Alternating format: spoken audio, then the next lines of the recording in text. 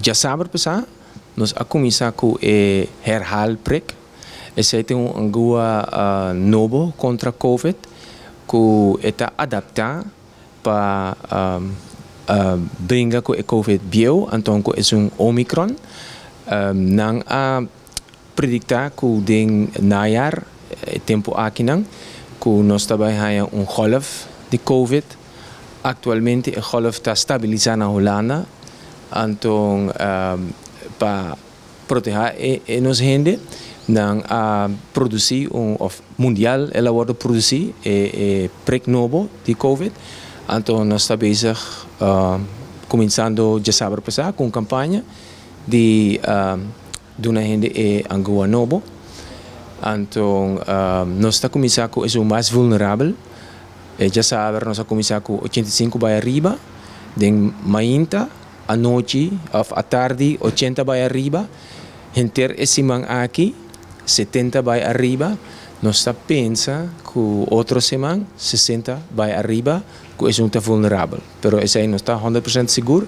Você pode checar a página de Facebook, então a página de OLB para informação. Mas esse semana aqui está 70 para arriba. 70 para arriba, 80 arriba, 85 para arriba. Em que momento está começando com o grupo de risco, mas toch mais jovem? Me quer a seguinte semana.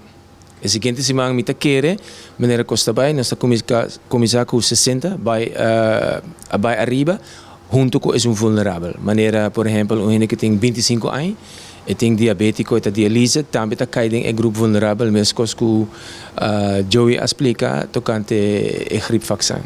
No momento que cidadão toma a vacuna, aqui, que é coisa que tem que ter conta com ele? Tur vacuna, por exemplo, do lo, é lugar uma boa vacuna. Quase tur vacuna, por exemplo, tem quentura, não por imitar os sintomas, não por gente que dolor de corpo, pero voor de rest eigenlijk não tem mais nada que está abnormal, não tem mais nada.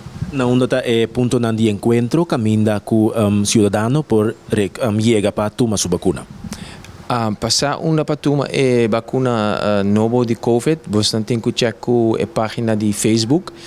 Ayer que AWE estava na comunidade sporthal de comunidade chinesa, que está caminho a Sorbonne. Já sábado está na SGB. Então, é 2 outros dias, me quer amanhã na Rincón, então é 2 outros dias, me não sabe fora de minha cabeça, pero sempre vou checar com o Facebook, com a página de OLB, não está up-to-date, que todo é lugar onde vou por aí.